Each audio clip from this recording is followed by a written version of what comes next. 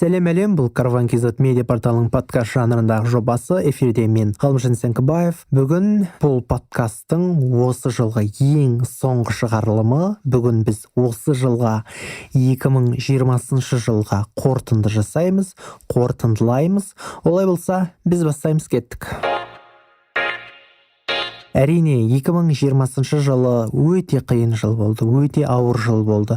Ол енді қазақстандықтар үшін ғана емес, бүкіл жер шары үшін, бүкіл әлем үшін өте қиын жыл болды. Неге деген сұрақтың өзі дұрыс емес сияқты, өйткені оны барлығы біледі. Коронавирус деген вирус пайда болды, өкінішке орай. Көптеген адамдар жақындарынан айырылды. Әркімнің, әрбір адамның бір туғаны болсын, немесе бір туысы, көршісі, досы секілді адамдардан айырылды ғой. Біреулер ауырып жазылып шықты деген сияқты өте бір қиын жыл болды.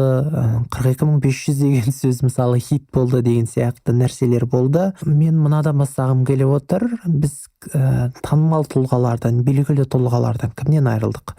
Біз танымал тележүргізуші, нағыз журналист Бейсен Құранбектен, ана тілінің анасы ғалым Рабиқа Сыздықовадан, белгілі дизайнер Берік Исмаиловтан, қазақ палуаны Жақсылық Үшкемпіровтен, талантты актер Дархан Дайыровтан, жалпы көптеген адамдардан айырылдық, көптеген адамдардан көз жұмып қалдық. Иә, жаңа айтып өткенімдей, көп адамдардың жақындары, кейбіреудің көршісі, туысы деген сияқты жандар осы коронавирустан қайтыс болды.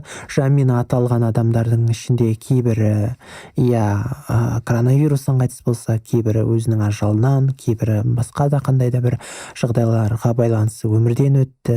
Талантты композитор Кеңес Дүйсекеевтен де айырылып қалған болатынбыз. Әрине өте қиын жыл болды, әрине өте ауыр жыл болды. Бұндай қиыншылық, бұндай ауыр жағдай енді болмасын деп тілеймін. Енді қуанышты жаңалық айтайын, қуанышты бір қызықты жаңалық болсын. Биыл шаңырақ көтергендерге бір жақсы жыл болған сияқты. Бір жағынан негізі әрбір нәрсенің бір жаман жағы болғанмен, оның жақсы да жағы болып жатады ғой. Мысалы, кейбір жандар карантинде той жасап жатты, кішігірім ғана, өзінің отбасында ғана. Ол бір жақсы болған сияқты меніңше, өйткені бұрындары сонша кредит алып, оны төлеу керек деген сияқты барлық айқай-шу, барлық ұрыс-керіс, ажырасу осы кредитке тақалып келетін болатын еді, кредитке байланысты болатын еді. Ал енді қазір барлығы кредитсіз, өздері тып-тыныш қана шаңырақ көтеріп жатты. Олардың ішінде мысалы танымал тұлғалардың ішінде Қуандық Рахым Түркістан облысынан өзінің ақуын алса, оның үстіне сонымен қатар Әли Оқапов пен Ақерке Бүркітбай шаңырақ көтерді. Белгілі тележурналист Тимур Балымбетов, одан кейін кеше ғана, жақында ғана үлкен бір барлығы шулаған жұп, ол Жахан Отарғалиев пен Балжан Бидаш шаңырақ көтерген болатын. Мінеке көптеген жандар шаңырақ көтерді, өздеріңіз білесіздер, жақсы білесіздер. Осы жылы тағы бір трендте болған нәрсе, ол әрине жаңа айтып өткенімдей 42500 теңге. Жалпы 42500 деген нәрсе. Көптеген сөздер болды, көптеген жаңалықтар болды.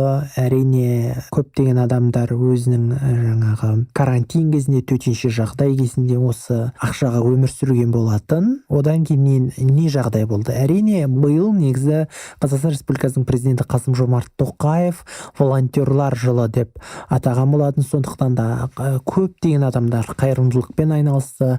Мысалы, төтенше жағдай кезінде, карантин кезінде көптеген қайырымдылық істер болды. Мысалы, биыл өкінішке орай өте қиын жағдай болды, Мақтааралдағы жағдай, оны барлығымыз білеміз.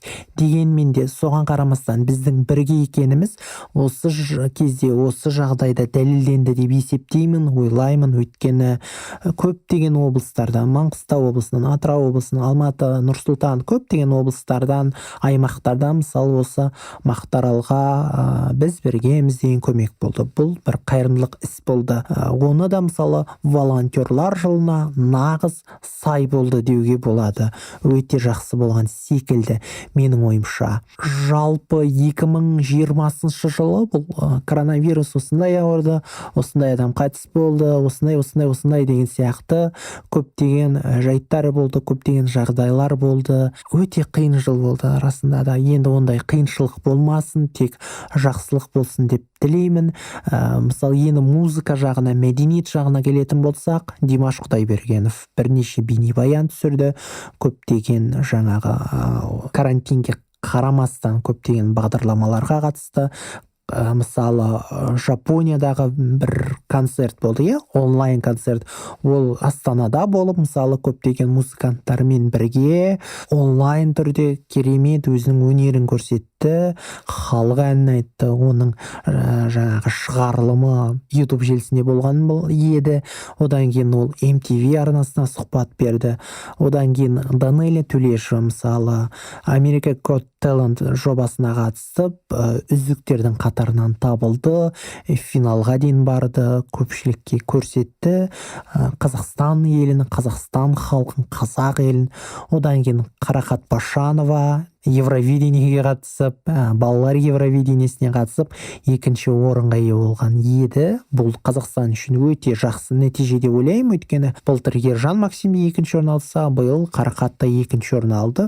Мүмкін келесі жолы бірінші орын алатын шығармыз. Солай емес пе? Әркімнің өзінің қуанышты да жағдайлар болды ғой, тек қана жаман нәрселер болды деп айта алмаймыз ғой. Мысалы мен өзімді айтатын болсам, мысалы мен биыл осы жылы өзімнің пәтеріме ие болдым, пәтерімді алдым, сатып алдым. Ақыр дегенде Алматы қаласына, мысалы, мен үшін бұл өте үлкен, қуанышты, бақытқа толы жағдай. Мен сияқты кейбір өзге де адамдар солай пәтерге ие болған шығар, біреулер мысалы көлік алған шығар, біреулер шаңырақ көтерді, біреулер балалы болды деген сияқты. Сондықтан да әрбір нәрседен бір жақсылық күткен де дұрыс шығар. Сондықтан да 2020 жыл толықтай бір жаман жыл болды деп айта алмаймыз. Өзінің бір жақсы жағы да болды, жаман жағы әрине көбірек болды. Енді 2021 жылы бұндай жаман нәрселер, мынадай аурулар, қауіп қатерлер, су тасқыны деген сияқты нәрселер болмаса екен, қуанышты болса екен, бақытқа толы болса екен, бұл аты жаман ауру, бұл вирус енді бітсе екен, аяқталса екен деп тілеймін, ойлаймын. Тағы бір айтатын жайт есіме түсіп кеткені кино әлемі. Кино әлемі үшін әрине бұл жыл өте қиын болды, өйткені кинотеатрлар мысалы Қазақстанда болсын, басқа елдерде болсын жабық болды. Қазіргі таңда кейбір қалаларда ғана ашық кинотеатрларды өздеріңіз білесіздер. Оған қарамастан көптеген фильмдер түсті, шықты. Мысалы «Жаным, ты не поверишь» деп аталатын өте керемет фильм шықты. Ернар Нұрғалиевтің қазіргі таңда мынау Кинопоисктен көре аласыздар. Сондықтан да мысалы ресейліктер өте жақсы бір мақтап айтып жатқан фильм. Одан кейін «Ұлы даланың зары» деген фильм шықты. Ол қазір Оскарға ұсынылып жатыр. Мүмкін бізде корейліктер сияқты, кәрістер сияқты Оскар жеңіп кетерміз, кім білсін. Кәрістер мысалы былтыр Оскарды алды, өздеріңіз білесіздер, «Паразиты» фильмі арқылы. Сол сияқты мүмкін бізде сондай бір жетістікке жетіп қалармыз деген үміттемін, ойдамын. Мінекей осындай бір қуанышты жағдайларда жетістіктеріміз де болды. Сондықтан да 2020 жылды жаман жыл деп айта алмас едім өз басым. Ал енді 2021 жыл тек қуанышты, бақытқа толы, шаттыққа толы, керемет, ғажап жыл болса екен деп тілеймін, ойлаймын. Жаңа жылдарыңыз құтты болсын, еліміз аман, жұртымыз тыныш болсын. Сіздермен бірге болған мен Ғалымжан Сәңкібаев және Караван KZ медиа порталы. Караван әрдайым жаныңыздан табылсын. Келесі жылы жүздескенше.